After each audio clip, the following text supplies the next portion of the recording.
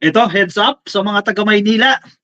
Nagpaparamdam na po si Isko Moreno. Ayan, sa mga fans ni Isko Moreno, nagpaparamdam na siya dyan sa lungsod ng Maynila. Balita ko, tatakbo daw po yung mayor si Isko Dumagoso Moreno at ang kanyang katandem, anak ni dating mayor Lito Atienza, si Chi Atienza. Ito, mukhang matino-tino ka coffee. Itong si Vice Mayor Chi Atienza, yan na daw ang magiging katandem dito ni Isko Moreno. Tingnan natin. Medyo mainit-init ang politika dito sa Maynila kasi itong si Mayor Hani Lacuna, yung incumbent, at itong si Isko Moreno, close friends yan magkaalyado pa yan noon Ang problema ngayon, para nagkaroon na ng nagkaroon na ng talikuran itong dalawa na to. Siyempre, nag-declare na Itong si Mayor Hani Lacuna, magsisik siya ng re-election. Ganon din po yung kanyang Vice Mayor na si Yul Servo. At ngayon, matunog naman, and I think confirmed na ito si Isko, tatakbo siya, babalik ulit siya sa pagka-mayor ng lungsod ng Maynila. Ang sabi naman ng mga supporters ni Isko, hindi ko alam ka-coffee, yung mga taga Maynila, hindi kasi ako taga Maynila Ang sabi ng mga supporters ni ang sabi ng supporters ni Isko Moreno, parang under Hani Lacuna daw, napabayaan daw ang Maynila at kinakailangan buhayin ulit yan ka-coffee. Ano kaya yan? Friendship over na ba itong mga to? Friendship over na? Anyway, sige, dito muna tayo. Bakit? Ano nangyari? Bakit nagpaparamdam itong si Isko? Nasa headline ng metromanila.politico.com.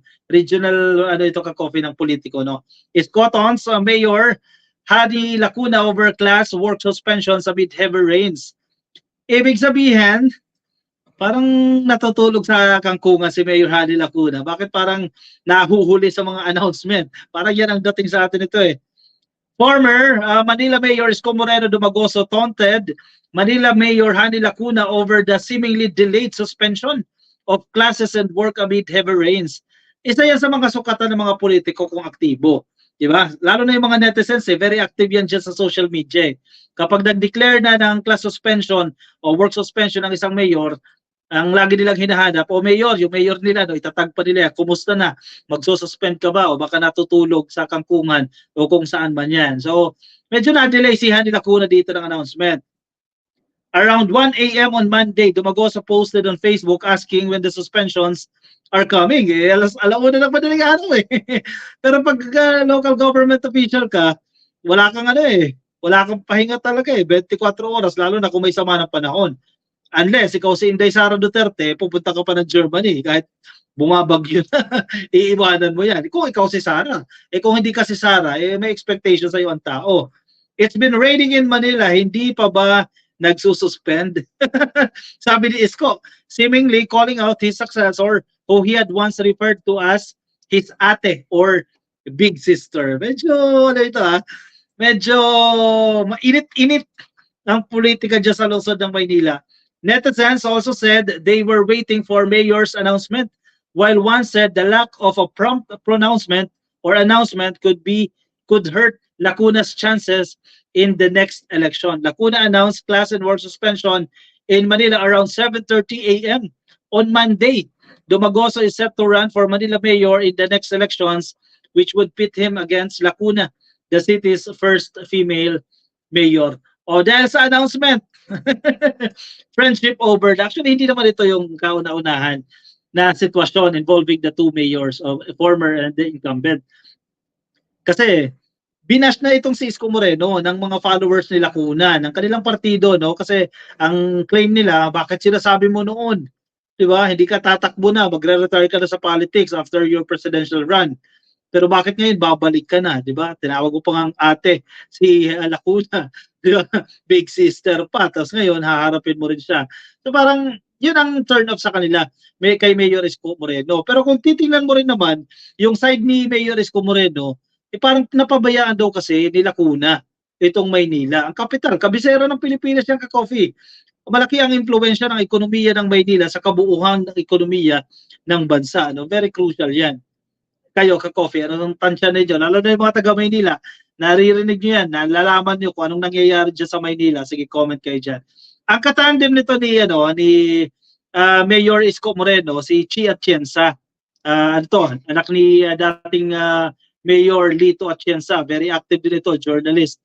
Itong si tawag sa kanya Ate Chi Atienza, no? And I think malakas yung laban nito.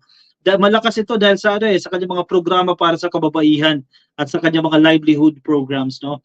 Very active itong si Chi Atienza. Feeling ko better than yourself. So tingin ko lang, ha? O sige, anong komento nyo dyan ka-coffee? Yung mga taga Maynila dyan, o sige, medyo mainit-init na sa inyo dyan. Kanino kayo dyan? Kay Lacuna o kay Isko Moreno? Kay Chi Atienza o kay Yul Servo? Ako dito ako kay Chi Atienza. Kay Mayor Isko o kay Lacuna, medyo hirap ako mag-decision kung sino sa kanila. Pero kung pagbabatayan natin ng performance, sa tingin ko, mas okay si Isko na alkalde dyan sa Maynila. Kayo ka-coffee, sige, ilagay ninyo ang inyong mga komento. Sinong boto nyo dyan?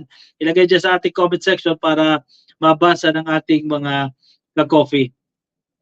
Sabi ni Claire Elizabeth Foy, I don't care about the political situation in Manila, but it seems like Isko is leading in the surveys and will probably win.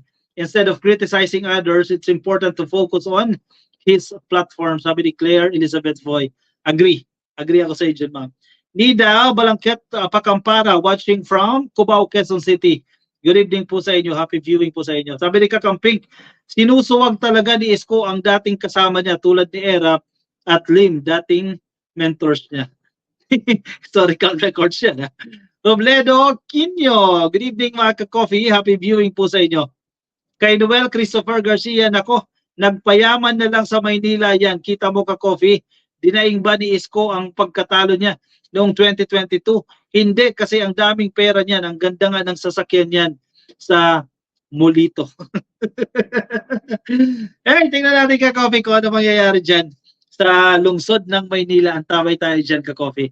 O sige, yung mga nasa Facebook po at hindi pa po kayo nakafollow sa ating Facebook page, pasuyin na lang ka-coffee ha. Please click like or follow sa Facebook. At kung nasa YouTube po kayo, please click lang po na subscribe dyan sa baba ka-coffee. Oy, teka ha.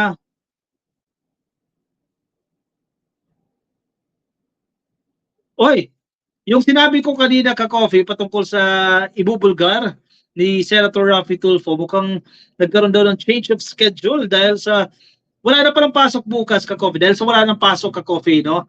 Sa Senado, wala nang pasok. So, mukhang canceled yung ano na yan, yung forum na yan o media conference na yan or kung ano man yan na magaganap bukas sa Senado. Sige, antabay kayo ka-coffee sa mga updates. Ingat na lang muna kayo dahil medyo maulan-ulan pa rin po. Yung iba ay ibang lungsod dito, ibang mga probinsya dito sa Pilipinas ay may signal number pa rin po dahil po sa bagyo.